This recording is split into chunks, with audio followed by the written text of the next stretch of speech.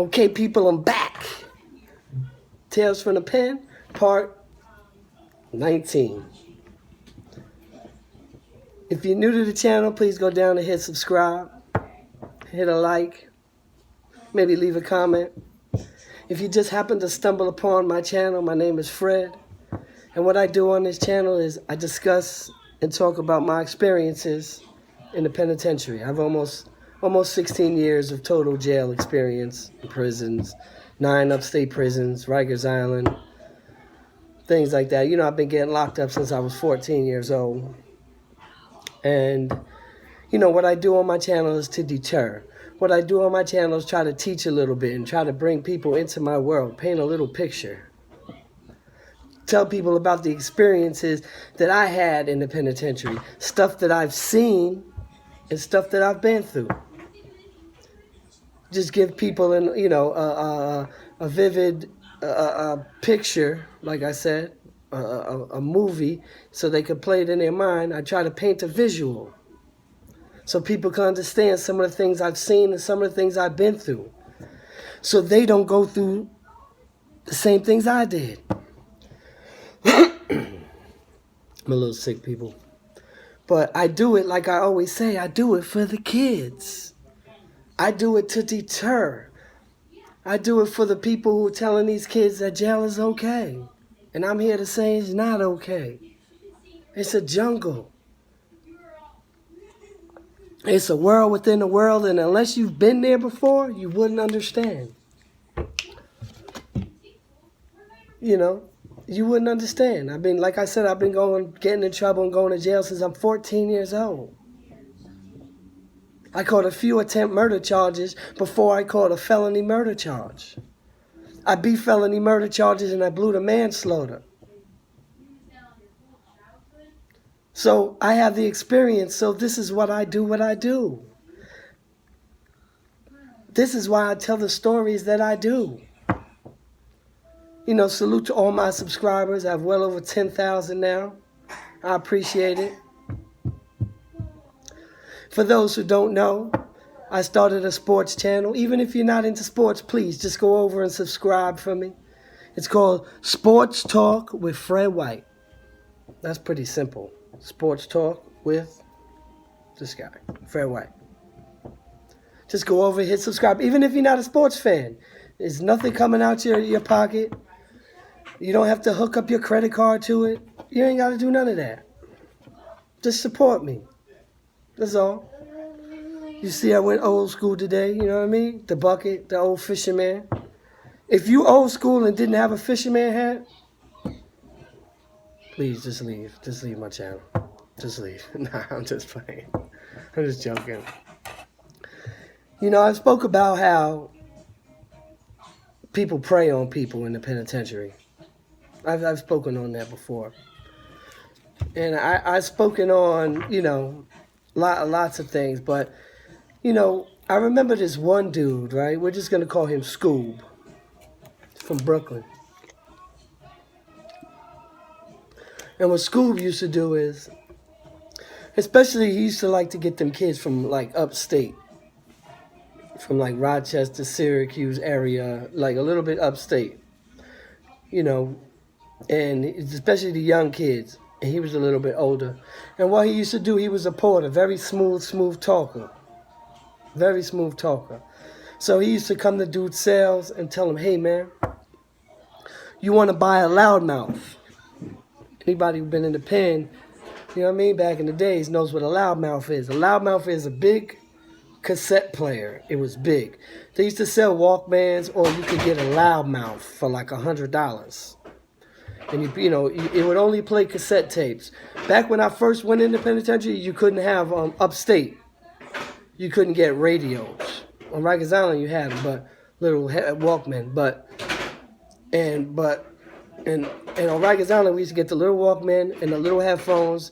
And what we used to do is we used to take cups, like Dixie cups, and take the bottoms out and put them in and make them like little speakers, you know what I mean? But upstate, they would sell like what I called loudmouth. You would order them. And the best ones were the Caliphones. those were loud. They was blasting. Like when police, like we used to have people be on the gate, and we used to have our little mirrors out at night, and we used to have dudes playing music late at night. You know what I mean? The police would try to come up with hold their keys, come up real quiet and creep, but we had the mirrors out.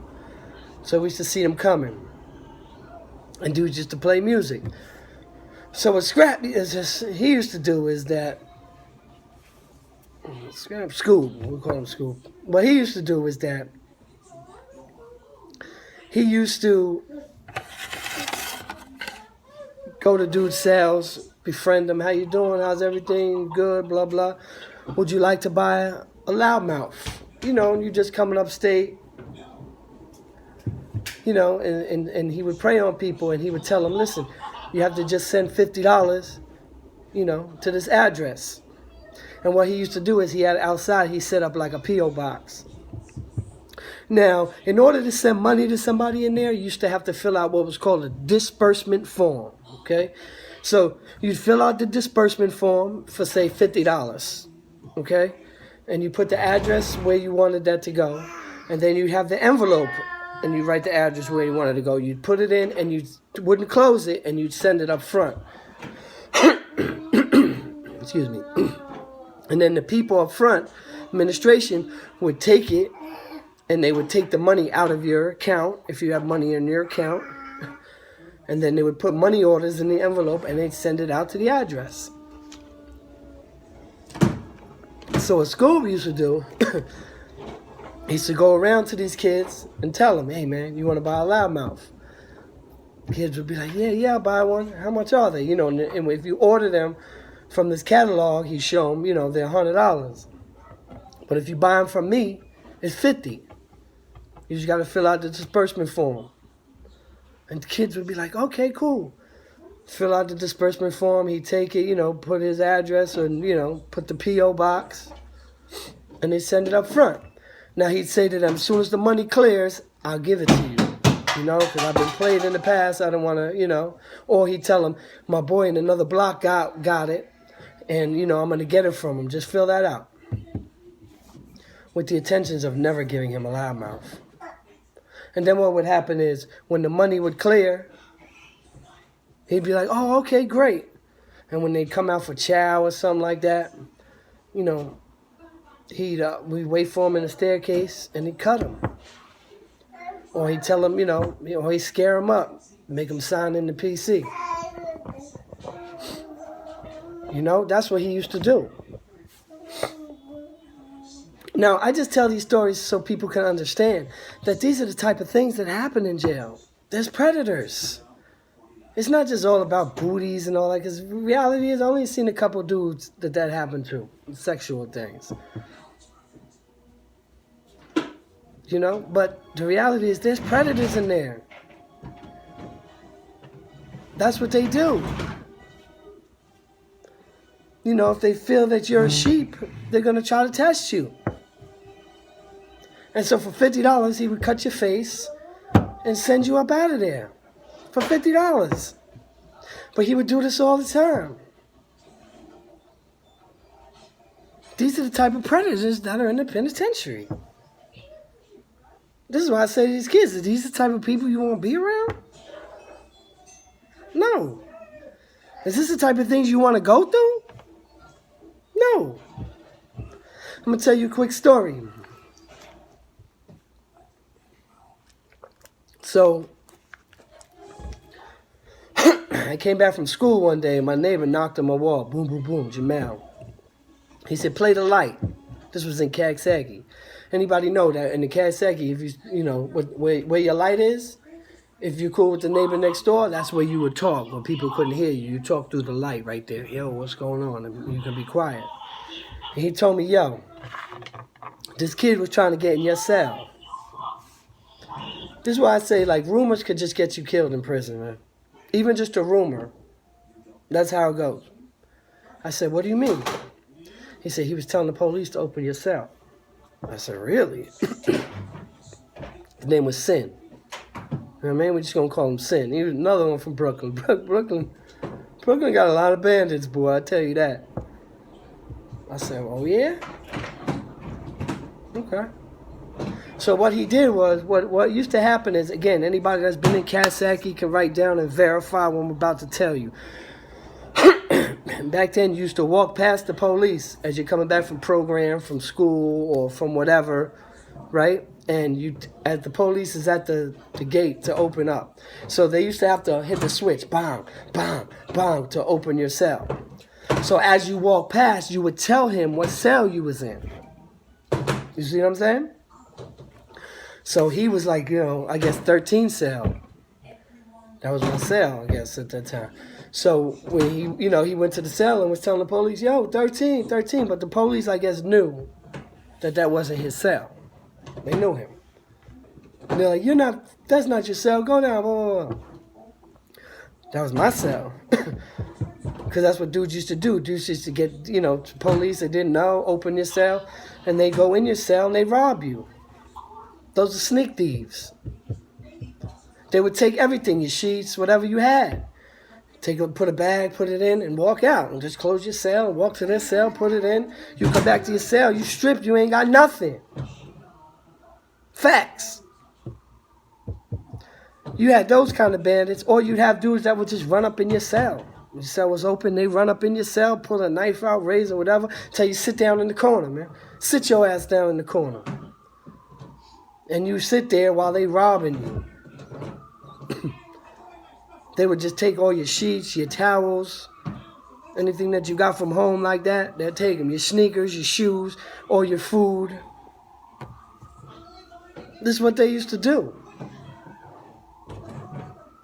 Some people used to buy locks. Locks don't mean nothing.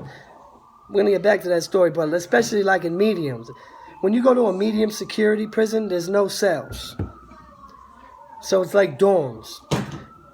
And dudes used to prey on people who put locks on their locker. Like if you put a lock on your locker, it means like you scared. This is how certain people took it. Because I noticed people like, well, I would lock my stuff up, right? And you'd be prey too. Because they're like, this dude's a sucker. Why you got a lock? You had a lock on your locker, you was a sucker. This is the jail mentality. Because if you had a lock, people think you can't break the locks. What dudes used to do is take a little towel, a t-shirt, whatever, and tie knots in it, make a little knot.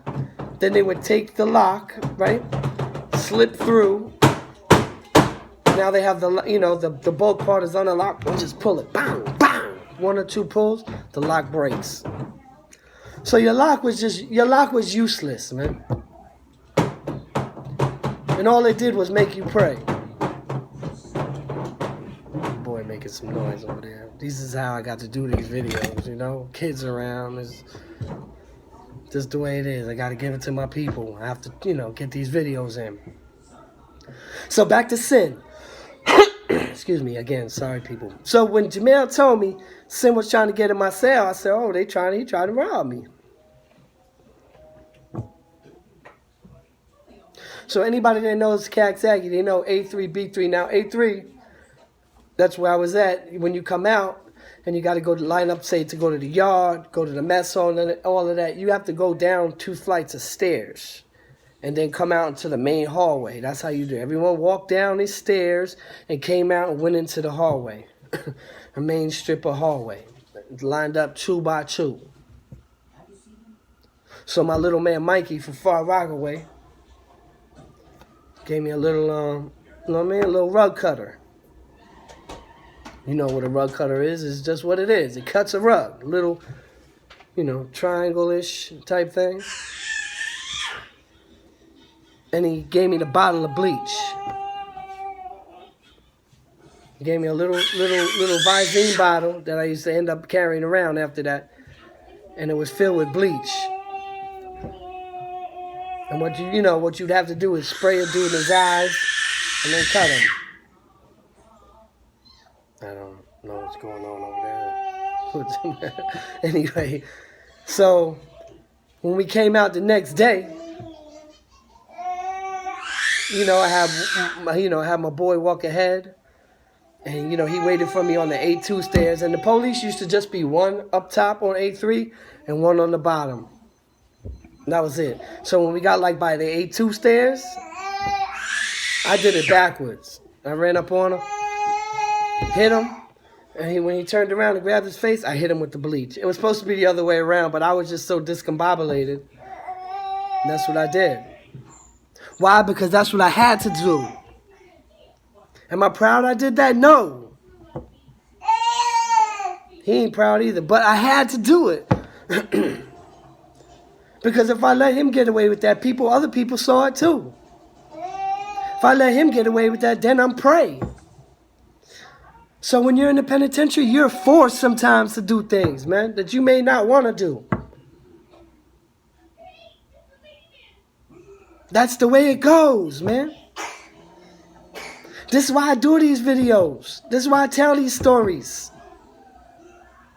Do I know if he really tried to get in my cell? I don't know. I just took my neighbor's word for it. He told me that was it. That's all I needed to hear. Who knows? Maybe him and that kid had beef and he was just using me. I don't know. I don't know if it was true. I was a kid. I just came upstate. This is many, many, many years ago. But I'm just giving people a little insight, man, on what happens and the stuff that you have to do. Because if you don't do it,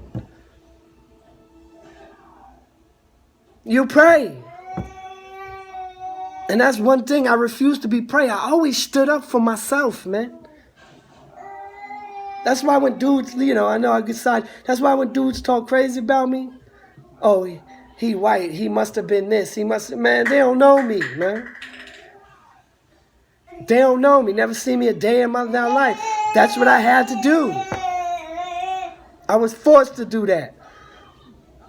Not forced in a way like you better do it, but forced in a way it's peer pressure. It's indirect. Everyone else is looking at you. So now you see everybody's looking at you, you got to do something about it. And I did something about it.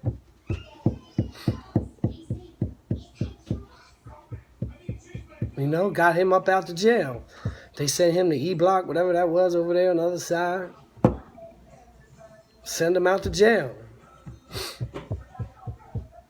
That's the way it goes. Now people understood. Wow, okay.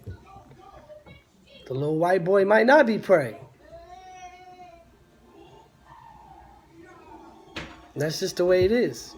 Because even though, again, a lot of people know me. No, I'm a part Puerto Rican. My grandmother's from Ponce.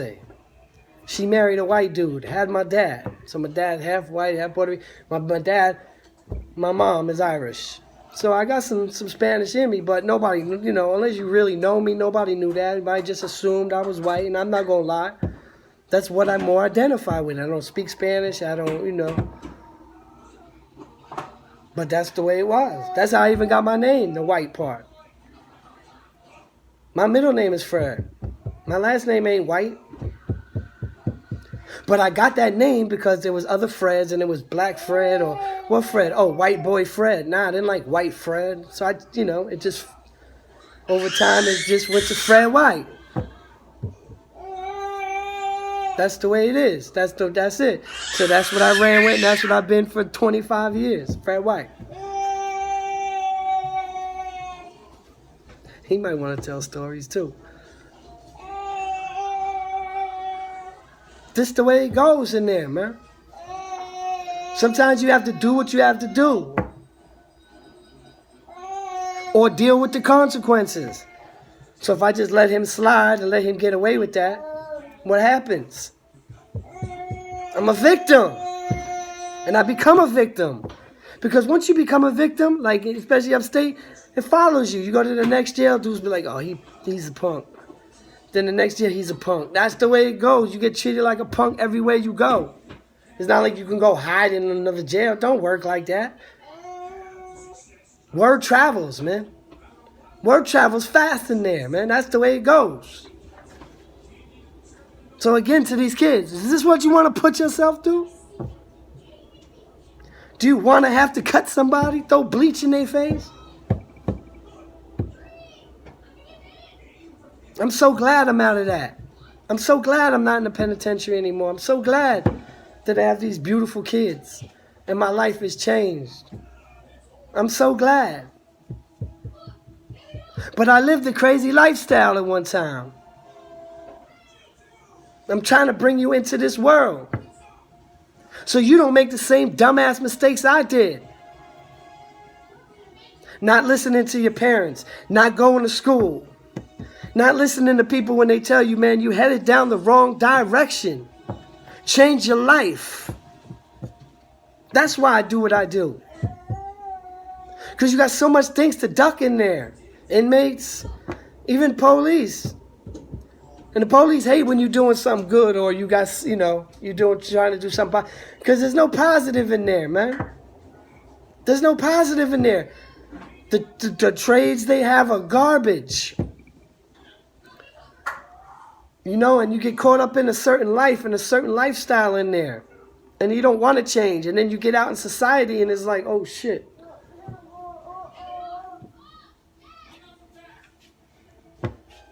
Wait, what happened? And then you right back doing the same thing you're doing. That's why the recidivism rate is in the high 60s.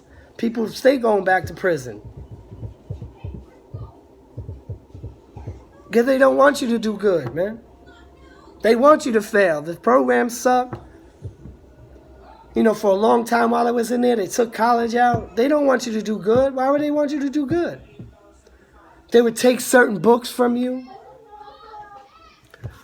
I kept this. I brought it home with me. Anybody know what that book is? Yeah. Behold the Pale Horse. Yeah, it talks all about the government. You know, it talks about UFOs, pictures, documents. This guy was like, you know, ex-operative, CIA. You know, he was before the WikiLeaks. Before WikiLeaks, there was this guy, William Cooper. He died. The feds ran up in his spot, say he reached for a gun, and they killed him. You can't be doing stuff. You can't put out information like this. This book they used to take in the penitentiary. I used to have a fake cover on it. I used to have to put a fake cover on this book. Behold the Pale Horse. Because they don't want you to, you know, they don't want you to know what's really going on. You know? This book is crazy. You know, like here, page 35.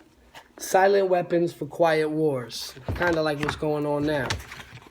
Right? Page 445. Let's go to page 445. It talks about the A's and how they started it. Documents. Real documents.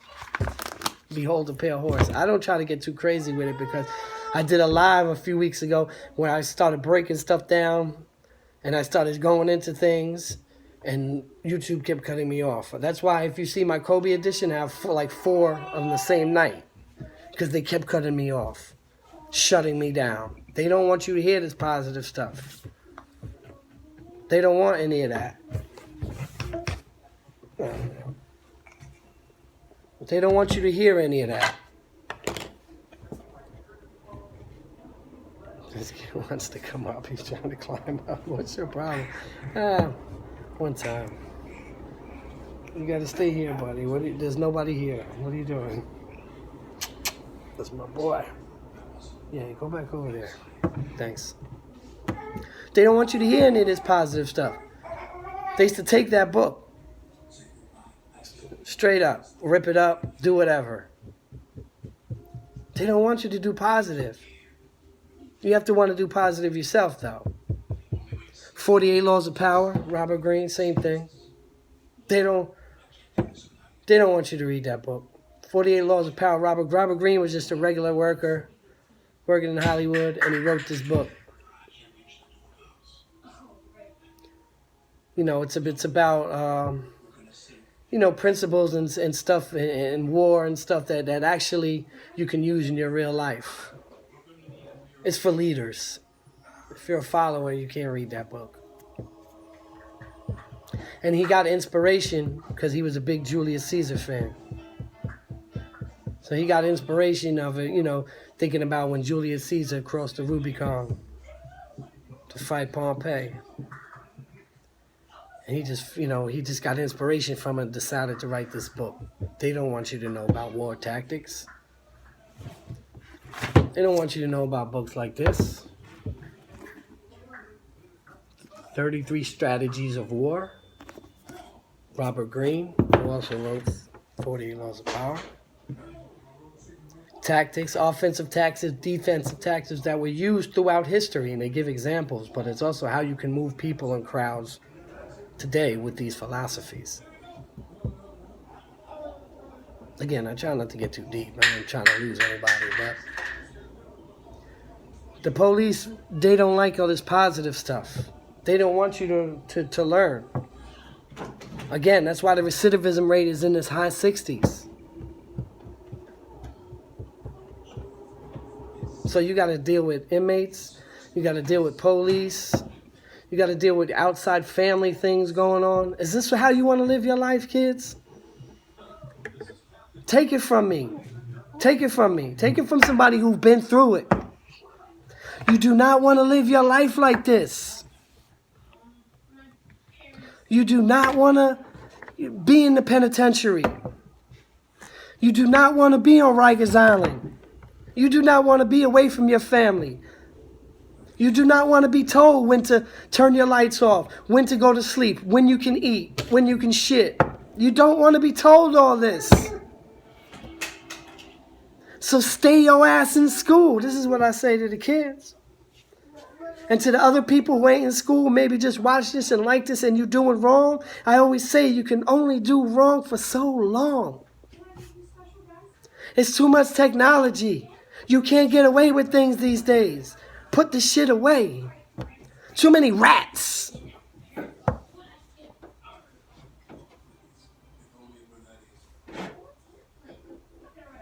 Be positive.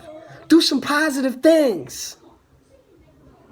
I promise you, when you start, I'm telling you, because even when I first came home, like I wasn't, you know what I mean, living such a righteous life, I was confused. It's hard for me to get a job, bullshit jobs. So, you know. But I stayed in a negative mindset. Negative things were always happening to me. Once I turned my life around, started having babies, you know, owning my business, owning what I do, owning my truck, doing positive things, speaking to kids, speaking to colleges, speaking all over the place, Brooklyn Borough Hall. Positive things started happening for me, and I was like, wow, that power of positivity is for real. And that's what I'm here to tell you. The power of positivity is for real. You believe it, you can do it. As I've said before, you know, dreams are the blueprints to your success. Kids, don't let nobody tell you you can't do it. Find a way. Find a way. Because I don't know any old retired drug dealers. I don't. And if they're old and they're selling drugs, they've been to prison numerous times for that in the past. I don't know anybody who hasn't gone to jail who sold drugs for a long time. I don't. You know, I got this one kid around my way. He's a rat. That's it. Only way you could be out here 20 years selling drugs, doing it, is because you're telling for the government. It's a fact. The same way you know your local drug dealer and you know what he got, so do the police. You think they stupid? They aliens? Nah. So if you're out here doing wrong, please change your life. Because it's just a matter of time before you get that knock on your door. That no-knock warrant. You know what a no-knock warrant is? Because sometimes they'll knock. Police. That's not a no-knock warrant. A no-knock warrant is just what it is. Kick your fucking door in. Don't gotta knock. We coming in. Where you at? Guns drawn. You with your family, you with the kids. The kids is terrified for life. I say this to the adults who's out here doing crazy things. Think about your family. Think about your kids. Change your ways. Anyway, people, I see I'm already coming up on a half hour. You know how I get. You know I could just do this for days. You know I love everybody. Thank you for all my subscribers. Again, I have another channel, people. Even if you don't like sports, come support your boy, please. Sports Talk with Fred White. Real simple. Just type it in the Google part right there on the YouTube. See it, hit subscribe. Again, even if you don't like sports, support me. Because I know in one day I'm going to have, 11, 12, 1,300 people watching this. And right now, I just started it, so I have like 100 something subscribers. I need more. I'm trying to branch off and do other things as well. Because there's too many prison channels. Everybody got a prison channel now. Everybody telling stories.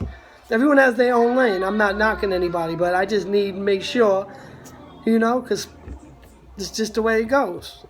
I'm always going to be a Tales from the Pen. I'm always going to be on here. But if you're a sports fan, you definitely got to come over to Sports Talk with Fred White. And again, even if you're not, just come support your boy. And on that note, people, we know the motto. Experience is the greatest teacher. But somebody else's experience can be just as valuable if you listen. Pay attention. Salute, Fred White, signing off.